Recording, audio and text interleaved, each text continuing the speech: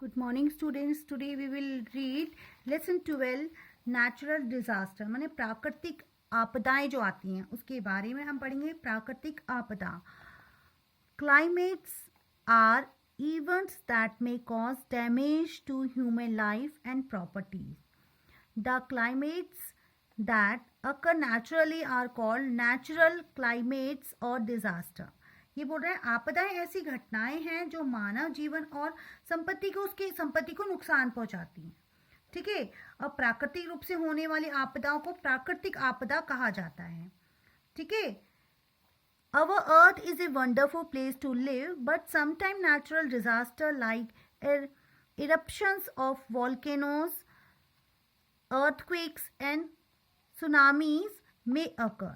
अब ये बोल रहा है कि हमारी पृथ्वी रहने के लिए तो बहुत अच्छी जगह है. ठीक है. अद्भुत जगह जिसे हम बोलेंगे. लेकिन कभी कभी प्राकृतिक आपदाएं जैसे ज्वालामुखी आ जाता है. ठीक है. और भूकंप आ जाता है और सुनामी का प्रकोप आ जाता है कभी कभी. ठीक है.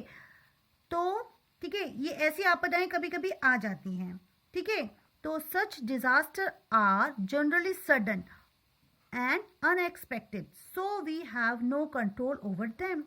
By knowing what to do during such disaster, we can minimize the losses. अब ये बोल रहे हैं ऐसी आपदाएं जो हैं आमतौर पर अचानक आ जाती हैं. ठीक है. तो इसीलिए हमारा उन पर कोई नियंत्रण नहीं होता है. ठीक है ना. हम कुछ नहीं कर सकते. ऐसी आपदाओं के दौरान क्या करना है यह जानकर हम नुकसान को कुछ कम कर सकते हैं. ठीक है. जब हमें पता चल जाता है, ठीक है, हम जान जाएंगे कि हम इस नुकसान को हम कैसे कम कर सकते हैं. ठीक है. तो अब देखते हैं. जैसे हम देखेंगे, ये देखिए यहाँ पे एग्जाम्पल दिखाया हुआ है आपको. ठीक है. अर्थक्वेक का, सुनामी का. ठीक है. ये सारे के सारे आपको क्या दिखाए गए हैं. ठीक है. एग्जाम्पल आपको दिखाए गए हैं यहाँ पे. ठीक है. आप ये देख सकते हैं ज्वालामुखी का. ठीक है. अब यहाँ पे हमारा ठीक है भूकंप आ गया और यहाँ पे हमारा सुनामी. ठीक है.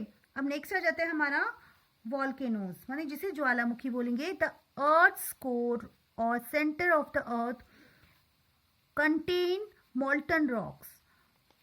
Volcanoes are cracks in the earth's crust through which this molten rocks along with other gases and ashes come out.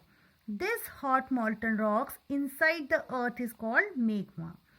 When it flow on the surface of the earth, it is called lava. अब हम पहले भी ये पढ़ चुके हैं.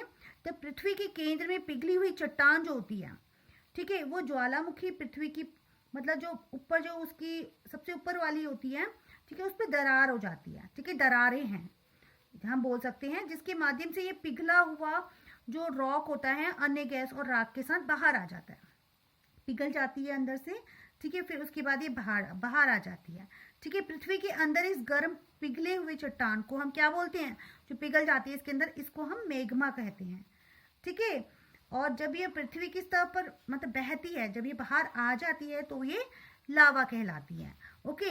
हम यहाँ पे देख सकते हैं अंदर होती है ठीक पिघली हुई, तो ये मेग्मा हो जाती है. जब वो बाहर पृथ्वी पे आ जाती है तो वे लावा कहलाती है. Volcanoes are usually found in the form of conical mountains. There is a lot of pressure inside the earth that pushed up the magma. The magma rushed out through a vertical funnel called a vent and flow out through craters as lava. When lava cools, it solidifies and forms rocks on the basis of the nature and frequency of their eruptions. Volcanoes are of three types: active, dormant and extinct. यहाँ पे ये बताया गया है कि जो ज्वालामुखी जो है वे आमतौर पर कैसे होती हैं, मतलब हम देखेंगे शंकु के आकार के, जिसे हम बोल सकते हैं. ठीक है. पहाड़ों के ऊपर पाए जाते हैं. पृथ्वी के अंदर बहुत अधिक दबाव होता है. ठीक है. हम देख सकते हैं उसके अंदर बहुत दबाव होता है जो मेग्मा को अंदर क्या कर देता है, ऊपर ही ऊपर धकेलता है. इतने दबाव होता है कि ऊपर को उसको धकेल देता है. ठीक है. तो वो सुरंग के माध्यम से बाहर निकल जाते हैं. एक सुरंग बनती है यहाँ पे. ठीक है. शंकु के आकार की होती है, जहाँ हम कोन बोल सकते हैं.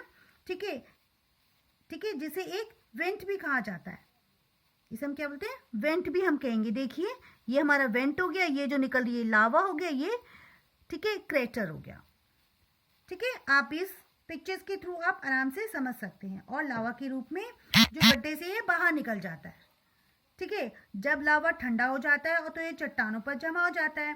ठीक है, मतलब और उनके जो विस्फोट की प्रकृति और जो मतलब प्रकृति के कारण जो ज्वालामुखी के क्या होते हैं, 3 कारण होते हैं। ठीक है, 3 प्रकार होते हैं हम बोलेंगे ज्वालामुखी के, जो है active, dormant and extinct. Okay, now we will continue in next video.